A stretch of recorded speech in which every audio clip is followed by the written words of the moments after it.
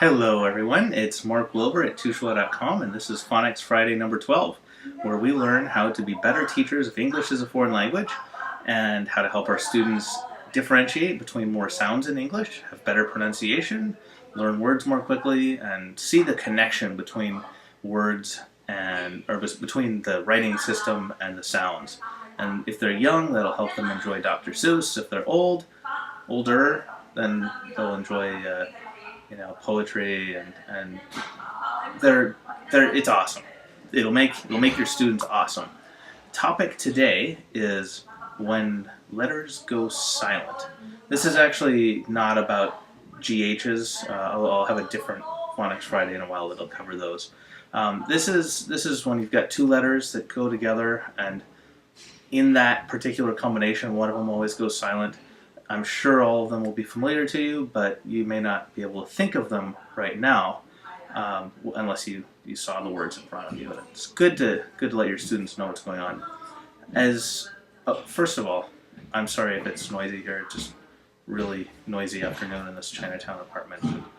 I hear loud Cantonese coming in through the door and the windows, but it's an open window kind of day. I found the most disgusting thing.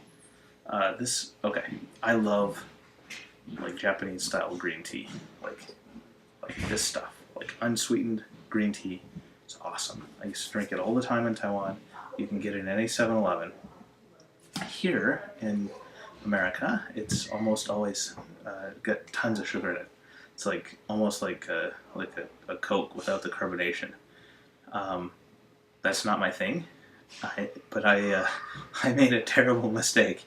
I got this like Arizona diet green tea because it says, in Chinese it says low sugar green tea.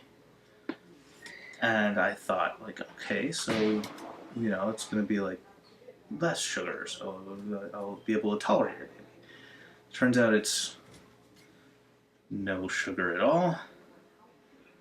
And disgusting NutraSweet in green tea. Like I guess I should have known because it said diet, but I've been away for a while. I didn't know that was a thing. I didn't know people would be like, yeah, I want to get some green tea. It'd be good for my heart, good for my health. It's got antioxidants, and I'll just get some NutraSweet in there just cause. Yeah, so that's what I'm stuck with. Back to the phonics. There are only a few patterns we'll go over today. Should be pretty quick. Let's get to it. Silent. Actually, this is more of a which letters go silent kind of Phonics Friday. As I said before, this is a bunch of odds and ends. I wasn't quite sure how to put into my phonics curriculum, but I knew I had to because I had students asking me, hey, why don't I pronounce this letter in this word, or this one, or this one? And these were high-frequency words that came up very, very quickly. QU, I think everyone is familiar with.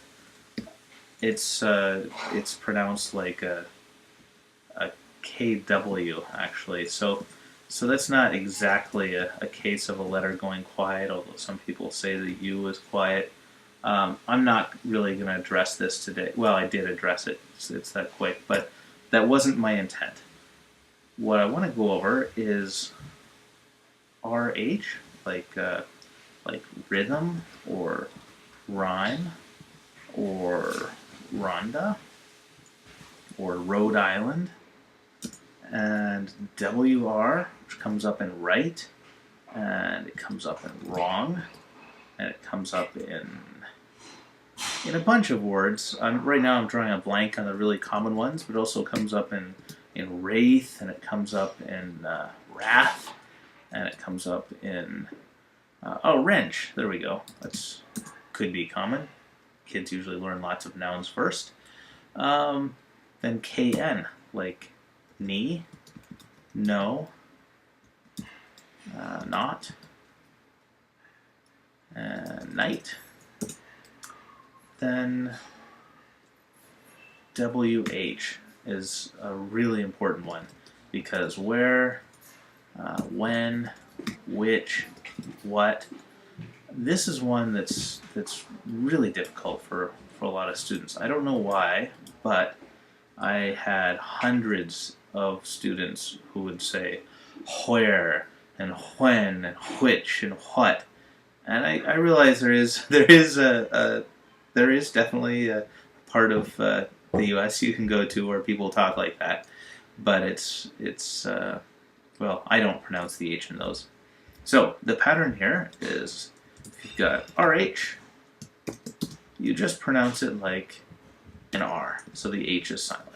If you have a WR, you just pronounce it like the R, so the W is silent. You've got a KN, just pronounce it like the N, so the K is silent. And if you have a excuse me, if you have a WH, then you just pronounce the W.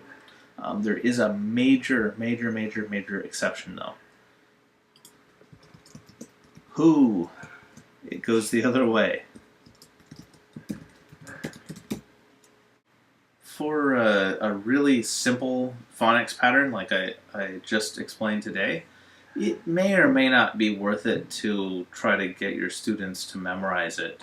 You might want to just introduce it at some point, and then whenever it comes up or you hear a student making that mistake, like if you hear them saying when or something, you say, look, if it's WH together, you just pronounce the W. So I would say get students familiar with the rules, and then really just use them as a reminder when they're struggling with it. Yeah. Oh, one other thing. I finally, after a long time, got myself an I Love San Francisco hoodie because it is starting to get cold, and I say cold as someone from Colorado who has seen snow taller than I am. But now when I'm huddled up, or I could just be like a Sith Lord. Anyway, next phonics. I don't know if I can get the Dr. Seuss books in time. I will promise that, and I am gonna go over the Dr. Seuss books about the same time I did them in my school because they're so awesome. And as of today, everything I've gone over covers exactly what my students had in terms of phonics and what they were doing on their oral spelling drills before doing hop on pop. So if your students have done all of the phonics patterns that I have introduced so far, they would be totally fine with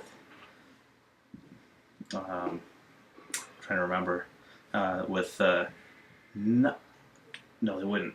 I need to do the GH ones. Next time we'll do the GHs, then next time, or the time after next time, is English speakers who have not lived in a Chinese speaking environment would say, I will do Dr. Seuss, Hop on Pop. Yes!